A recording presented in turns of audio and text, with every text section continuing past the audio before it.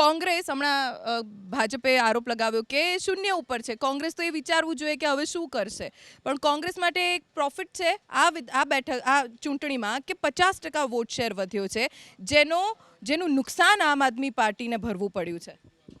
જો કોંગ્રેસને છે ને આ જે જીરો ને સીટો આવવી ને એના બધાથી બહુ લાંબો મતલબ નથી કે સત્તા જ હાંસલ કરી લેવી. પ્રજાકીય સેવા કરવા માટે વિરોધમાં જનમત મળે અને વોટ શેર મળે એનાથી પણ સેવા થઈ શકતી હોય છે.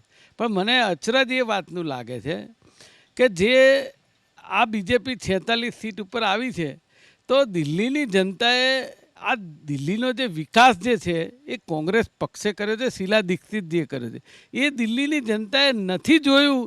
એ મને થોડુંક અચરજ જેવું લાગે છે કે જે રીતે આ સીટો આવી છે ને અમારી સીટ એક પણ નથી આવી. એટલે આવનારા દિવસોમાં એ પ્રજાએ જ વિચારવાનો સમય છે. કારણ કે જે રીતે દેશની અંદર બેરોજગારી, ભ્રષ્ટાચાર, મોંઘવારીએ માજા મૂકી છે અને છતાં પણ આ બીજેપી તરફે 46 સીટનું રિઝલ્ટ એ અમને તો સરપ્રાઈઝ લાગે જ છે.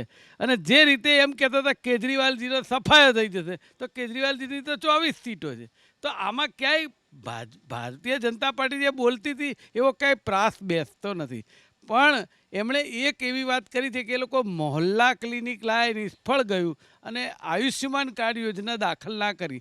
તો આયુષ્યમાન કાર્ડ યોજના ગુજરાતમાં દાખલ કરેલી કઈ રીતે સફળ નીવડી છે આપણે સૌ જોઈએ છીએ કે લગભગ 100 થી 150 લોકો મોતને ભેટ્યા, ખોટા સ્ટેન્ડ મૂકી દીધા અને ભારતીય જનતા પાર્ટીના મળતિયાઓ દ્વારા આ કરવામાં આવ્યું કૃત્ય એ લોકોને આજે પણ છાવરી રહ્યા છે.